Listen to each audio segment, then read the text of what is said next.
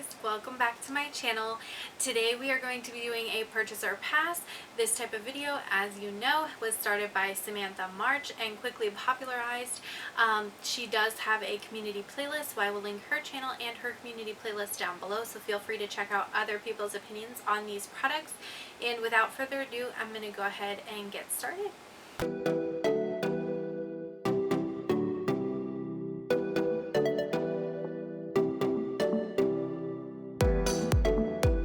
The other thing I'm going to leave down below is some information on the Instagram pages and things like that that I use to get my new release information so that you know firsthand where everything is coming from. I guess the other thing I should add, this look was done with the Copacetic Cosmetics Butterfly Kisses palette, and the lip is the Lip Bar Daydream Lip Gloss. If that sounds like something that you're interested in, I am going to be putting that up later this week, so just stick with me. Okay, so the first thing, MAC Cosmetics is putting out the Hourglass Plumping Lip Gloss. Do we have a price on these? $21 a piece. The packaging is kind of cute because it's kind of got this like pow zap kind of old school comic book vibe to it. But I have plenty of lip glosses that I've just recently purchased, including this one. So I don't really need to purchase any more, and I'm not like a MAC stan by any stretch, so for me that doesn't, like, the name brand doesn't give me enough like pull for that. Okay, the next thing, and Sephora, seriously, Sephora, you're jumping the gun a little bit, okay?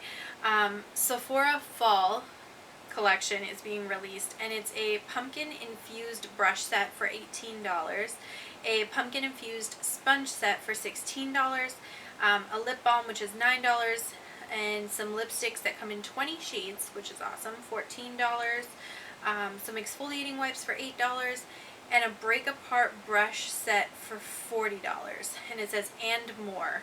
God only knows what that means. I'm not sure how you pumpkin infuse a brush other than making it orange, which they've done here. So I don't know if they're trying to make it scented, if they're just trying to make it pumpkin themed, and that was just poor wording. But that's odd to me. On top of which, I'm not like that basic girl. So that's not for me. The Lethal Cosmetics After Dark collection has been released. There is a palette for $47 and a bundle liner for $125, which has 9 liners in it, or you can buy them individually for I think around like 15 or 16 pounds. I'm not sure quite what the US translation is for that, but not too expensive, and I hear they are waterline safe, which is awesome. The palette looks really, really pretty. That like lime green color, the aqua, the deep blue, the purples, that all calls my name. I don't know if I'll be picking this up because I've been considering making my own palette from Lethal Cosmetics, so I think I'm probably more inclined to do that. But it does look really pretty, and if I do make my own palette, I may consider picking up 1 or 2 of these liners as well. Okay, the next thing, what was the name of her old, I don't have it anymore. So Mayali Beauty, which is a rebrand of a previous brand, which I cannot think of the name of it right now, so I'll include it down below because Editing Heather has Google at her fingertips. But she is releasing a couple new palettes that are going to be available, I believe, in August. She has the Yasmin palette and Ayubia, maybe, palette. The Yasmin palette is really, really pretty. I think the top row with that like really bright pink, and then the bottom row with like the purples and the green, that really calls to me, but I don't know if I'll pick it up. About half the shades are shades I have in tons of other palettes anyway, so I'll have to kind of see what else they release and see if there's something else that grabs my eye a little bit more, because I would like to try something from them. I have the Hasina 2 palette, which is breathtaking, so I know the quality is there, it's just a matter of finding a color story that really draws me. Next thing is Ulta is doing another collab, and this time it's with Harry Potter. They have 4 different eyeshadow palettes, 9 pans each, that are supposed to represent the Harry Potter houses. They have a 4-piece brush set, which the brush set actually looks really cool because it has this like twisted smoke in the handles. It's like a clear resin handle with black smoke. So that kind of draws me in, but the actual brushes that they made are not brushes that I would use on a regular basis. So I feel like paying 25, 30 bucks for 4 brushes I won't use regularly is kind of meh. They have like a lip product, a pH lip tint, lip glosses, and then apparently they released like some bags and stuff. So I kind of like the idea of it, but I don't think I like it enough, and I don't think that somebody who actually watches Harry Potter was involved in making this. I was talking to a good friend of mine. Hi, Emily, if you're watching. And she was talking about how some of the shade names, like the names didn't go with the house that they were like representing in the palettes. So I can kind of appreciate that. Like the Hedwig shade is in the Ravenclaw palette, and Hedwig was the owl for Harry Potter, and he was in Gryffindor, so like why is that not a Gryffindor shade? I don't know. So I don't know if they just named everything and then threw them into palettes before they like sat down and thought about like the names should match up with like the house that it ends up in. I don't know. So yeah, once I saw that I couldn't unsee it, and I'm like, dang it. So that's another reason I won't be picking these up. But I do think the packaging is really cute. Okay, and so I think I talked about this in my last one, but I don't remember, so I'm going to put it in here again. This is the Wet n Wild My Melody and Kuromi collection. They released it at like midnight one random night, and it sold out immediately. So I have a couple of people that I know through YouTube that are already in possession of said bundle, and I'm super jealous because I would really like to try out the whole bundle. I think the rest of it releases in like the end of the month through Wet n Wild, so I'm gonna have to keep an eye out. And I may think about getting the whole bundle, especially if I can find a coupon code to take a couple bucks off, because the whole collection is like 65 bucks, which is a little bit pricey, but the colors look really, really pretty, so I'm thinking about it. The next thing is the MAC Cosmetics and Teyana Taylor collection. So they collaborated with a woman of color. I don't know anything about Teyana Taylor. Just seeing some pictures here, and it looks like they had some lipsticks, some lip liners. Are those lip liners? Yeah, lipsticks, lip liners, and lip glosses, and then a highlighter. And the highlighter appears to be a deeper shade, so that's pretty cool. The lip pencils and the lip products I'm a little bit confused by, because all the packaging is like super bright bold neon, and then all the colors are like boring.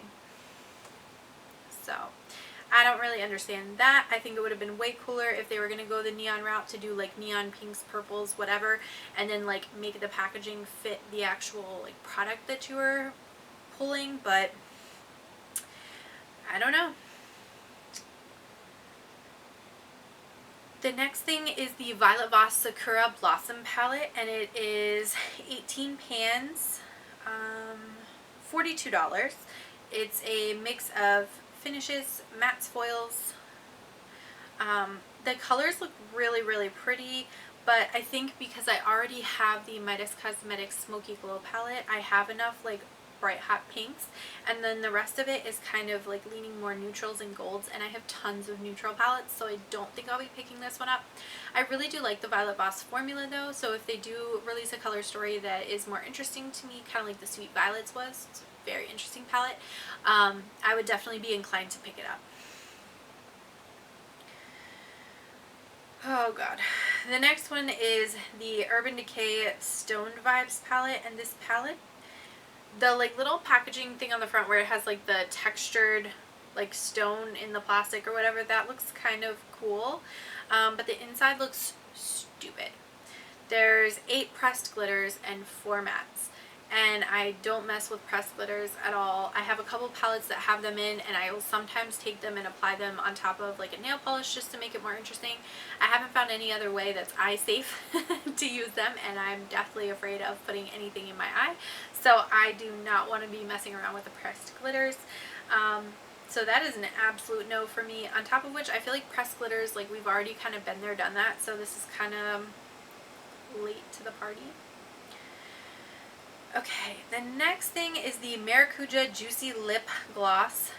looks like it's a lip gloss pen from Tarte Cosmetics. They are in, it looks like trios for $35. You have one trio that is strawberry, watermelon, and hibiscus, and the other which is clear, rose, and raspberry. I probably won't pick up the trio. If they had one for like maybe $12 to $14, I would maybe consider picking one up because they do look really pretty and they look like they're one of those like click pen kind of mechanisms, which I really like. So I would consider picking one up, but I'm not a fan of hibiscus and I'm not a fan of rose, so already I know I'm not going to use 1/3 of either of the two trios. But strawberry or watermelon I'd be interested in picking up if they have it as a single.